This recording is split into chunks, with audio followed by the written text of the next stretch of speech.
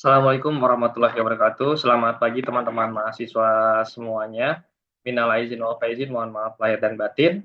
Eh, kita bertemu kembali di pertemuan keempat di mata kuliah manajemen SDM dengan tema perencanaan dan pengelolaan SDM, di mana tujuan dari materi pada hari ini yaitu memahami strategi perencanaan dan pengelolaan SDM secara sistematis dan berbasis teori. Ya. Pengolahan SDM dalam dunia kerja saat ini yang semakin kompleks dan dinamis, SDM menjadi aset strategis yang tidak bisa dikelola secara konvensional. Nah, materi ini akan membawakan kita menyelami bagaimana merancang tenaga kerja masa kini dan masa depan secara terstruktur dan ilmiah. Saya sebagai dosen dan praktisi yang pernah terjun di bidang HR, melihat bahwa organisasi yang unggul bukan hanya soal teknologi ataupun modal gitu ya, tapi tentang bagaimana mereka mengelola manusia yang ada di dalamnya. Itulah mengapa pemahaman mendalam tentang perencanaan SDM ini sangat penting untuk dipelajari. Nah, teman-teman semua, kita masuk di slide yang pertama, yaitu tentang definisi perencanaan SDM, di mana ada dua pendapat di sini ya.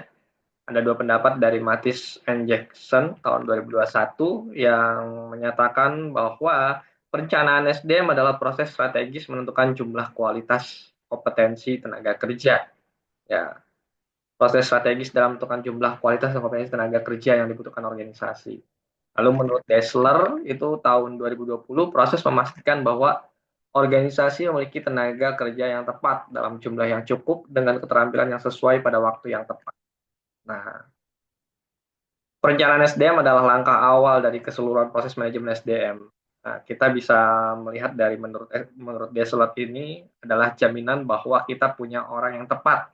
Jadi kalau menurut Dessler, perencanaan SDM itu kita punya orang yang tepat dalam jumlah yang sesuai di waktu yang pas. Sedangkan menurut Mattis dan Jackson ini menekankan bahwa perencanaan SDM ini adalah proses strategis yang berorientasi pada masa depan. Contohnya misalkan perusahaan e-commerce seperti Tokopedia, Shopee tidak hanya merekrut kurir, tetapi memetakan potensi mereka untuk menjadi leader logistik di masa yang akan datang. Disinilah kita melihat bahwa perencanaan SDM bukan sekedar reaktif, tetapi harus proaktif dan terintegrasi dengan strategi organisasi, yang dimana kita sudah pernah bahas di materi sebelumnya di bagian human capital. Ya, dimana SDM itu memang dijadikan sebuah aset dan bisa berkontribusi terhadap rencana strategis dari organisasi tersebut. Selanjutnya ada aspek utama di perencanaan SDM itu terbagi jadi 4 ya. Ada peramalan kebutuhan SDM, ada strategi rekrutmen, analisis gap, perencanaan pengembangan. Ya, ada 4 aspek penting ya. Itu ada peramalan kebutuhan SDM. Ini mohon maaf, yang tulisan putih pemimpin yang mampu, pemimpin yang dapat, pemimpin dan segala macam itu lupa, masih template belum dihapus. Nah, kita masuk di peramalan kebutuhan SDM, di mana pada peramalan kebutuhan SDM ini adalah upaya memprediksi kebutuhan organisasi di masa yang akan datang. Lalu untuk yang kedua, analisis gap ini kita identifikasi selisih antara kondisi sekarang dengan target SDM yang dibutuhkan. Lalu yang ketiga, strategi rekrutmen ini adalah memilih apakah akan mengembangkan SDM internal atau mencari dari luar. Itulah. Lalu yang keempat ada perencanaan pengembangan, di mana pada perencanaan pengembangan ini tentang membentuk jalur karir dan suksesi jabatan. Itu. Contoh nyatanya adalah perusahaan telekomunikasi yang mengembangkan program Future Leader untuk mempersiapkan manajer dari karyawan junior yang punya potensi besar. Nah, ini masuk ke bagian namanya jenjang karir ya. Tuh, jenjang karir seseorang. Jadi HRD bisa melihat ada karyawan yang punya potensi bagus, ya maka diberikan kesempatan untuk adanya promosi jabatan untuk menempati posisi yang memang dibutuhkan. Nah, itu kalau misalnya ternyata proses rekrutmennya itu menggunakan jalur internal. Lalu yang selanjutnya ada tujuan perencanaan SDM. di mana pada tujuan perencanaan SDM ini menurut Armstrong dan Taylor.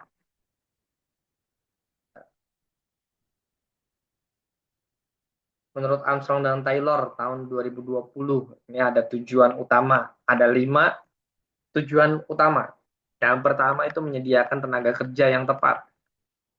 Yang kedua, menyelaraskan SDM dengan strategi bisnis. Ini persis sekali dengan materi yang sudah kita bahas, di mana SDM itu wajib diselaraskan dengan strategi bisnis organisasi. Ya, ini udah konsep human capital banget ya.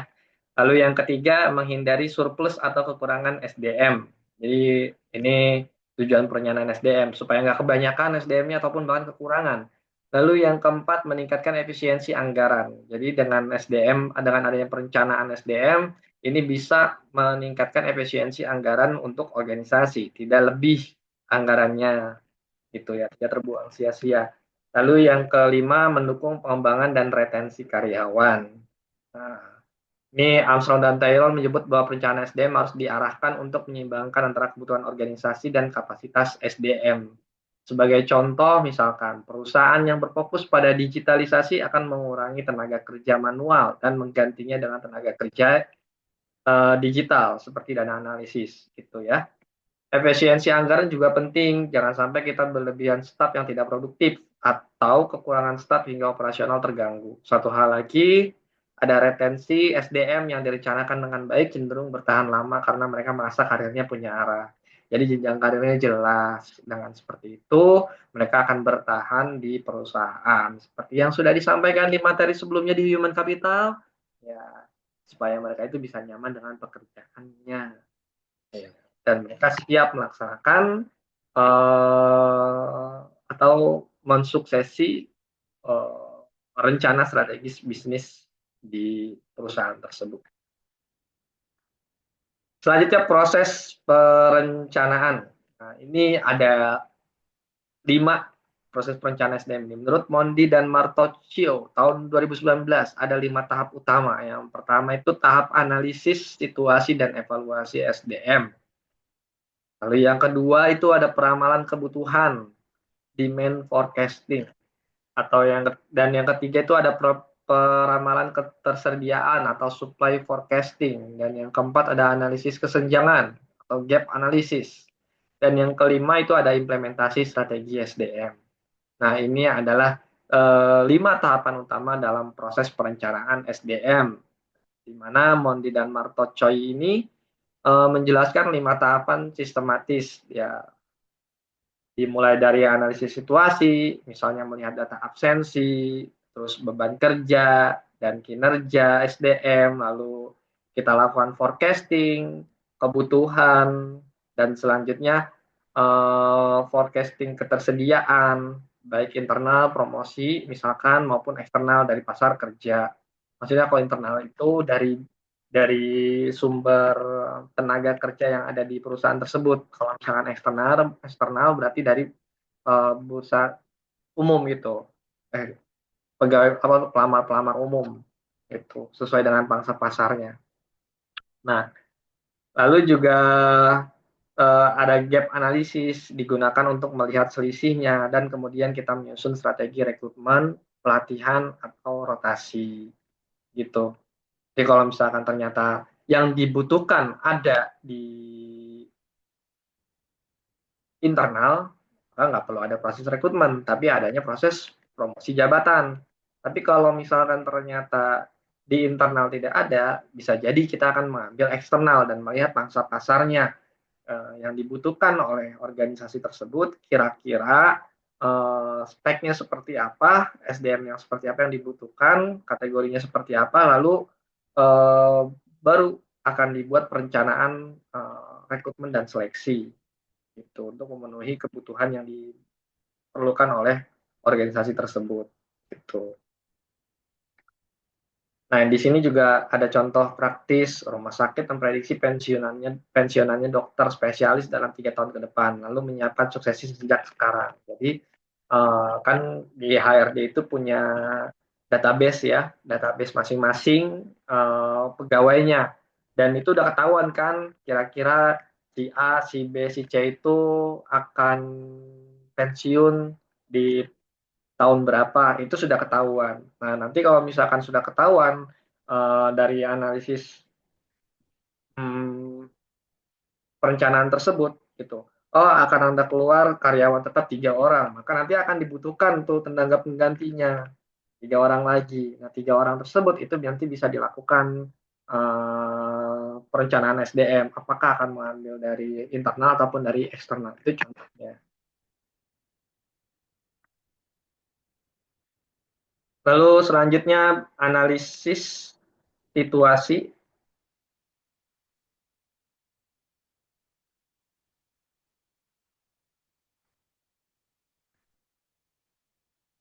Analisis situasi, evaluasi sumber daya manusia.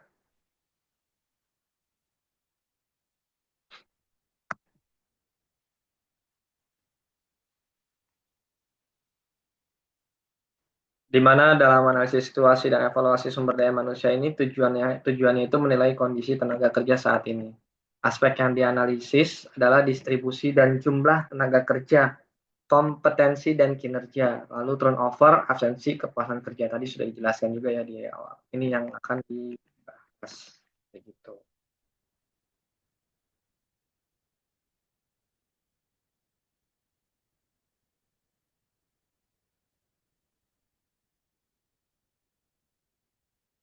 Peramalan kebutuhan dan ketersediaan sumber daya manusia. Nah, pada bagian ini kita fokus dengan demand forecasting dan supply forecasting. Ya, di mana untuk demand forecasting ini ada beberapa cara yang bisa dilakukan dengan cara kualitatif dan kuantitatif, di mana demand forecasting ini tren historis, ya, produktivitas, DLP. Nah, lalu ada supply forecasting, promosi, rotasi, dan turnover. Nah, forecasting SDM terdiri dari dua sisi, gitu ya. Demand forecasting dilakukan dengan metode seperti DLP. Nah, ini ada nih metode kualitatif yaitu DLP. Ahli diminta memprediksi secara independen atau analisis historis berdasarkan tren kerja sebelumnya. Nah, jadi kira-kira si pegawai tersebut gimana, gitu ya, tren kerja sebelumnya. Dan supply forecasting mencakup analisis internal, itu berapa orang bisa dipromosikan atau rotasi, dan juga data eksternal seperti pasar tenaga kerja. Itu. Nah, dalam hal ini Matis dan Jackson menyatakan bahwa forecasting memungkinkan organisasi bersiap terhadap dinamika pasar tenaga kerja, itu agar bisa bersiap terhadap badai ataupun peluang yang ada di masa yang akan datang. Nah, di lapangan banyak perusahaan retail menyiapkan staf seasonal jauh sebelum musim liburan karena forecasting mereka tepat. Itu untuk peramalan kebutuhan dan ketersediaan sumber daya manusia. Selanjutnya gap analisis. Ya, di mana dalam gap analisis ini ada identifikasi kesenjangan, nah, terus solusinya tuh pelatihan, rekrutmen, atau rotasi internal. Gap analisis adalah proses penting dalam perencanaan SDM untuk menjawab pertanyaan apa yang kita punya dan apa yang kita butuhkan. Kesenjangan bisa berupa jumlah SDM, nah, kuantitatif, atau keterampilan kualitatif. Dalam konteks transformasi digital, gap sering muncul karena teknologi berkembang lebih cepat daripada kemampuan SDM untuk mengikutinya. Contoh nyata adalah perusahaan manufaktur yang mengadopsi sistem otomatisasi, namun masih memiliki banyak staf yang belum terbiasa dengan digital. Solusinya bisa melalui pelatihan intensif atau rekrutmen tenaga ahli digital, atau bahkan program mentor dari karyawan senior ke junior. Nah, itu hal-hal yang bisa dilakukan. Nah, makanya di sini Ulik et al. Tahun 2017 mengatakan gap analysis adalah jembatan antara kondisi SDM saat ini dan kebutuhan di masa yang akan datang. Tadi juga kita sudah meramal. Nah, di mana ketika sudah meramal apa yang dibutuhkan di masa yang akan datang, lalu dipersiapkan di saat ini supaya hal-hal buruk di masa yang akan datang tidak terjadi. Itu yang dilakukan. Contoh tadi misalkan adanya pelatihan gitu atau transfer knowledge dari junior ke dari senior ke junior. Nah, itu yang bisa dilakukan solusinya. Atau bahkan ternyata harus rekrutmen eksternal karena di organisasi di perusahaan itu sendiri tidak ada orang yang memang diperlukan atau dibutuhkan gitu. Yang sesuai dengan kriterianya.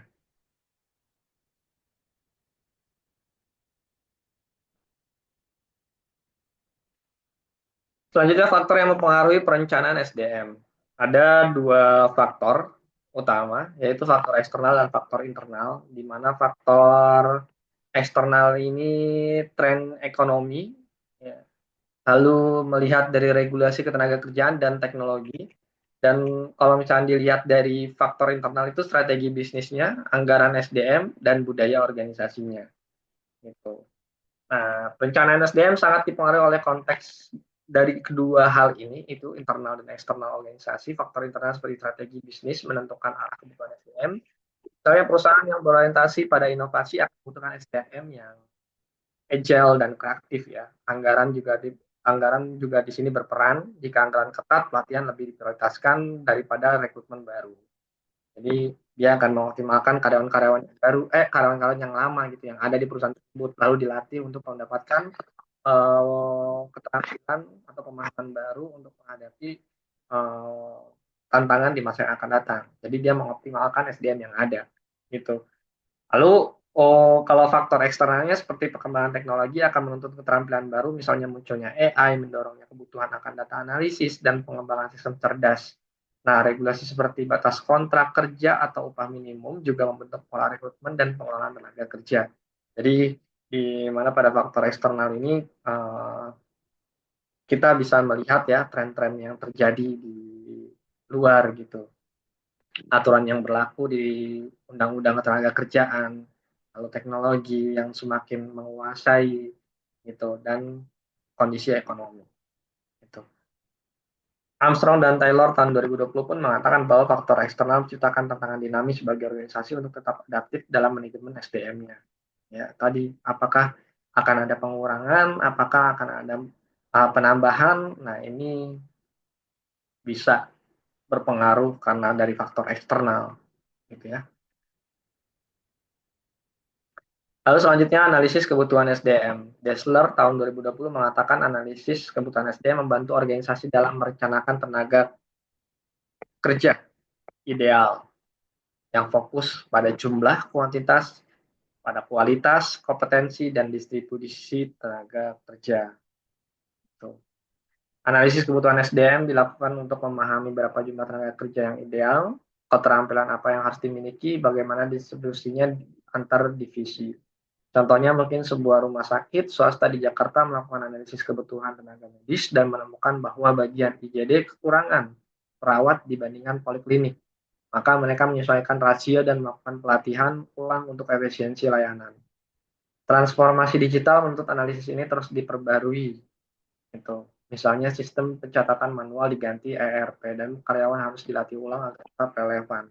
Nah, ini hal-hal yang mungkin tadi ya ada faktor eksternal yang mempengaruhi dalam perencanaan SDM, maka di internal sendiri karyawan tersebut harus dipelajari dan mengikuti perkembangan zaman sesuai dengan kondisi saat ini.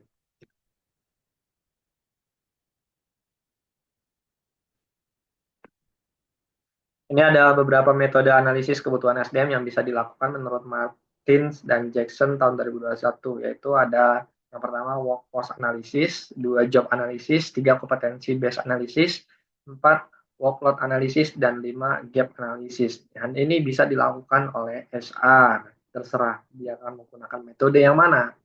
Itu workforce analysis ini mengevaluasi struktur dan proyeksi jumlah karyawan. Kalau job analysis itu mendeskripsikan dan menentukan tugas, tanggung jawab, dan kualifikasi tiap jabatannya.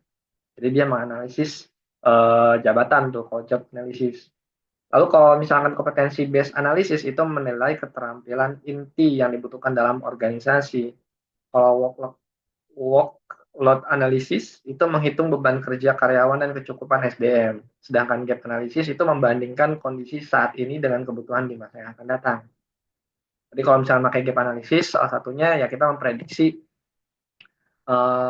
pegawai yang pensiun gitu. Itu kan udah ketahuan. Nah, berarti akan ada berapa nih gapnya? Oh, kekurangan 3 orang. Kalau ternyata yang pensiun ada 5, berarti kekurangan 5. Kalau misalnya ternyata ada yang pensiun 10, maka kekurangannya 10. Nah, itu kan gapnya. Itu disebut dengan gap analisis. Itu. Atau mungkin ternyata bukan karena ada pensiun aja, ternyata ada efisiensi tenaga kerja dikarenakan mungkin itu faktor eksternal mempengaruhi, ada AI atau mungkin ada teknologi yang ternyata bisa mengefisiensikan tenaga kerja gitu yang tadinya satu pekerjaan dikerjakan oleh 2 orang, tapi karena ada teknologi tersebut cukup hanya dengan 1 orang. Nah, itu juga bisa jadi dijadikan gap analisis gitu.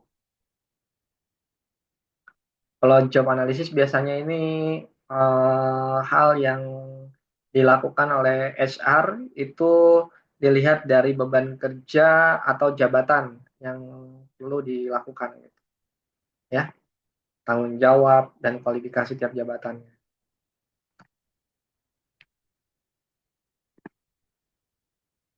Kalau yang ketiga tentang kompetensi based analysis, ya berarti dianalisisnya berdasarkan kompetensi yang dibutuhkan oleh organisasi tersebut.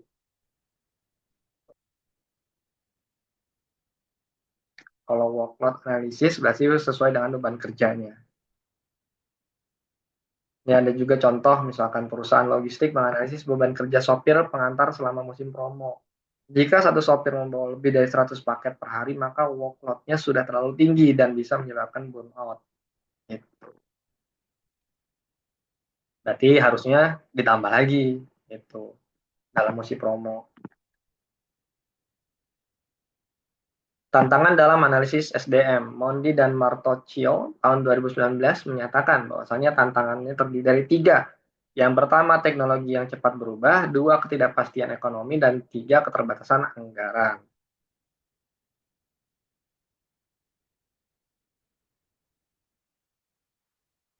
Gitu.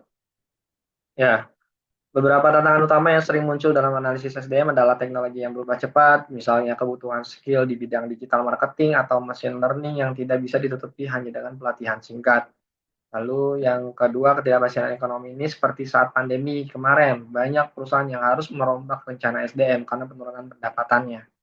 Lalu yang ketiga, keterbatasan anggaran, terutama di sektor publik dan UMKM, menyebabkan proses perencanaan menjadi terbatas. Nah, solusinya adalah bersikap adaptif, misalnya perusahaan bisa mengadopsi blended learning untuk pelatihan, mengoptimalkan SDM internal atau menjalin kerjasama dengan institusi pendidikan. Nah, selanjutnya strategi optimasi kebutuhan SDM. Ada strategi yang efektif, yang pertama promosi dan rotasi internal, 2 tenaga kerja fleksibel, freelance atau kontrak, 3 pelatihan dan pengembangan kompetensi. Ini kalau di mata SR yang saya sampaikan mungkin sebelum-sebelumnya, kenapa akhirnya beberapa perusahaan itu jarang sekali mengkontrak karyawan itu secara permanen atau jadi karyawan tetap, gitu ya. Ini salah satu bentuk strategi sebetulnya untuk optimasi kebutuhan SDM, yang gitu. Eh, di mana yang pertama promosi dan rotasi internal itu memberikan kesempatan karyawan naik jabatan akan meningkatkan loyalitas dan efisiensi biaya rekrutmen. Jadi kalau dengan adanya promosi dan rotasi internal, biaya rekrutmen jauh lebih berkurang. Bahkan mungkin tidak ada karena dia hanya memanfaatkan SDM yang ada di internalnya.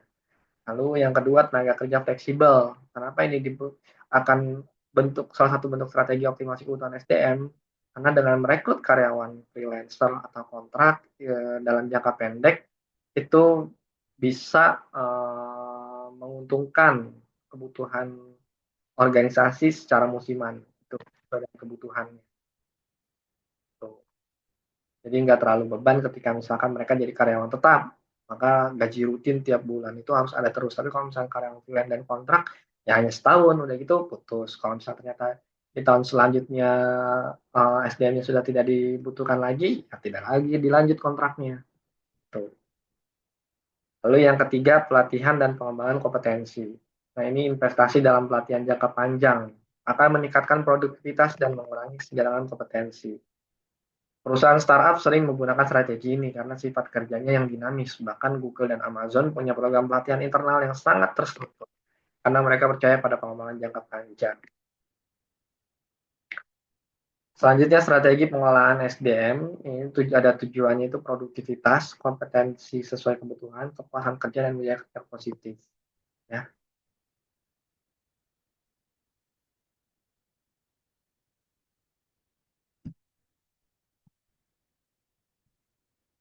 Strategi pengelolaan SDM modern berfokus pada pengalaman kerja, bukan sekedar manajemen administrasi. Misalnya Salesforce menggunakan konsep OANA, kultur yang menekankan keluarga dan komunitas dalam lingkungan kerja.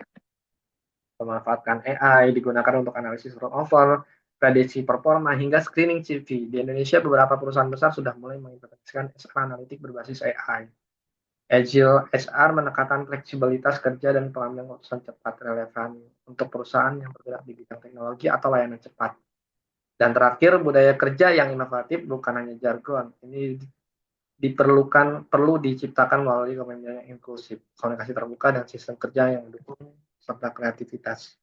Nah, dalam strategi SDM tadi kalau misalkan dikombinasikan dengan bentuk teknologi. Dan Dassler tahun 2020 pun mengatakan bahwa pengelolaan SDM yang baik akan berdampak langsung pada pengelolaan kompetensi kompetitif organisasi. Dan ini adalah bentuk tujuan kenapa strategi pengelolaan SDM itu diperlukan supaya karyawan aktif, kompetensi yang sesuai kebutuhan, kepuasan dalam bekerja, dan akhirnya karyawan tersebut tetap bertahan di perusahaan tersebut dan punya loyalitas yang tinggi, budaya kerja pun bisa jadi sebuah budaya kerja yang sangat positif. Dan itu semua termasuk konsep human capital yang sudah pernah kita bahas sebelum. Terima kasih teman-teman mahasiswa semuanya. Semoga apa yang kita pelajari hari ini dapat bermanfaat untuk teman-teman semua, terutama bisa memahami tentang perencanaan dan pengelolaan SDM. Ya, untuk lebih lengkapnya teman-teman bisa membaca kembali bab 2 di buku tentang manajemen SDM, itu membahas lebih lengkap, lebih komprehensif terkait tentang perencanaan dan pengelolaan SDM. Bagi teman-teman yang ada yang ingin ditanyakan, silakan bisa didiskusikan di grup WhatsApp. Apabila tidak, silakan teman-teman berikan kesimpulan, tulis rangkuman terkait tentang materi pada hari ini di kertas atau buku catatan teman-teman.